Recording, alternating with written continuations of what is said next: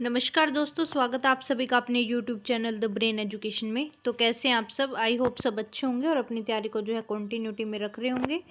तो जैसे कि आप सभी को पता है, हमने एसएसटी की सीरीज़ जो है स्टार्ट की हुई है, जिसमें हम जो है भाग 5 कर रहे हैं। तो 4 भाग तक जो है आपके हो चुके थे। तो जिसने भी अभी तक वो क्लासेस नहीं की तो जाओ और क्लासेस को करके आओ। और आपको क्लासेस कैसे लग रही हैं सभी लाइक शेयर कमेंट करके ज़रूर से ज़रूर बता दिया करें। तो आज जो है भाग 5 के क्वेश्चन करेंगे। तो चलो स्टार्ट करते हैं।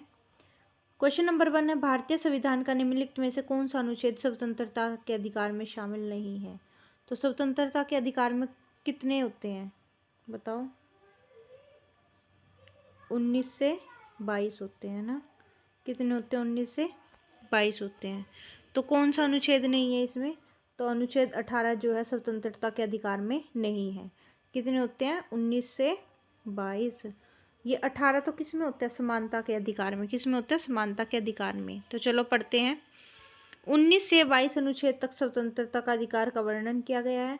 अनुच्छेद 19 में क्या है? वाक एवं अभिव्यक्ति की स्वतंत्रता है। किसकी है? वाक एवं अभिव्यक्ति की स्वतंत्रता। अनुच्छेद 20 में क्या है? अपराध के लिए दोष सिद्ध से संबंध में संरक्षण। अनुच्छेद 21 में क्या है? जीवन एवं व्यक्तिगत स्वतंत्रता का अधिकार। अनुच्छेद 21A में क्या है? प्रारंभिक शिक्षा की स्वतंत्रता।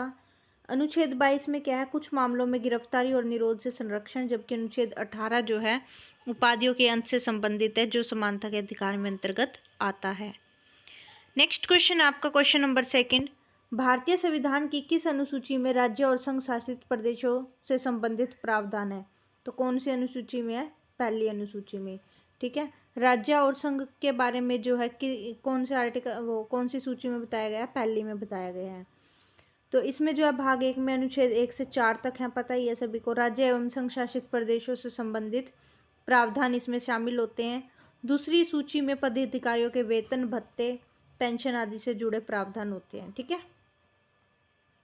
नेक्स्ट क्वेश्चन आपका क्वेश्चन नंबर 3, इसमें ही देखते हैं। तीसरी अनुसूची में पदाधिकारियों और प्रत्याशियों द्वारा ली जाने वाली शपथ या प्रतिज्ञान के रूप में दिए जाते हैं। चौथी में जो है राज्य और संघ राज्य क्षेत्रों के राज्यसभा में स्थानों का आवंटन किया जाता है। नेक्स्ट क्वेश्चन आपका क्वेश्चन नंबर 3, निम्नलिखित में से कौन सा नीति निर्देशक सिद्धांत भारतीय संविधान में वर्णित नहीं है? अच्छा, जो डीपीएसपी है ना, वो कौन से भाग में है बताओ? डीपीएसपी भाग 4 में ना। तो इसमें जो है कौन सा वर्णित नहीं है? तो ग्रामीणों बैंकों का प्रचार ये जो है इसमें वर्णित नहीं है। ग्रामीण बैंकों का प्रचार प्रसार करना भारतीय संविधान के नीति निर्देशक सिद्धांतों में शामिल नहीं है।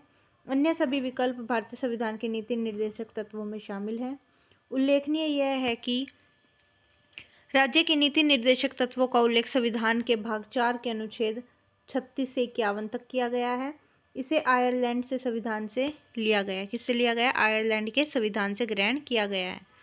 नीति निर्देशक तत्वों को किसी न्यायालय द्वारा बाध्यकारी रूप में लागू नहीं कराया जा सकता। इसके माध्यम से भारतीय राज्य के लोक कल्याणकारी स्वरूप को स्पष्ट करने का प्रयास किया गया है।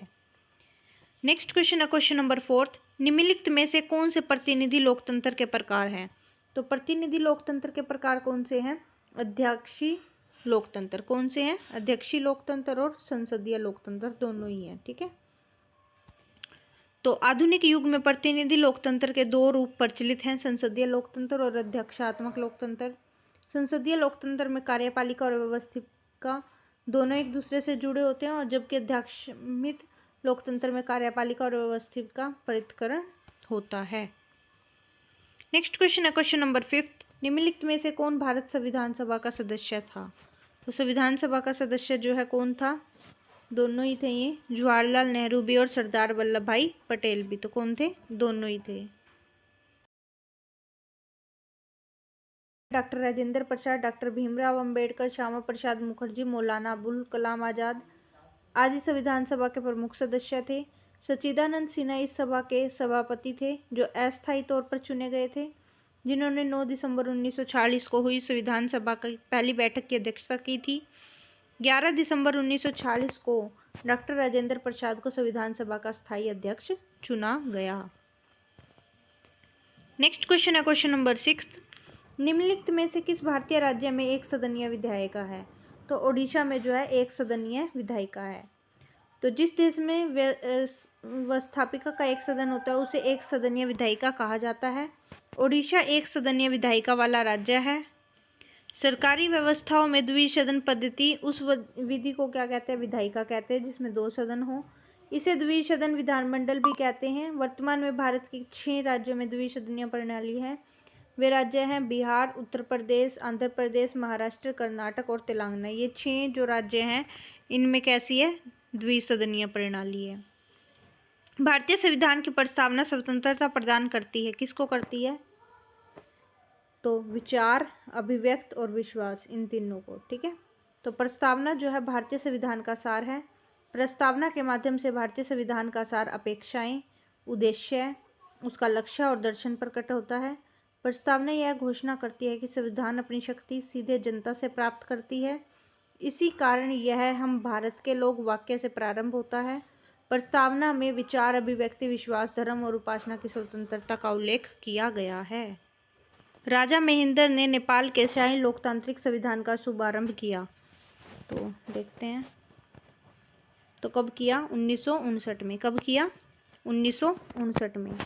नेपाल का शाही लोकतांत्रिक संविधान पहला संविधान जिसे 1959 में अपनाया गया। शाही लोकतांत्रिक संविधान विधानसभा की बजाय राजा महेंद्र द्वारा प्रदान किया गया था।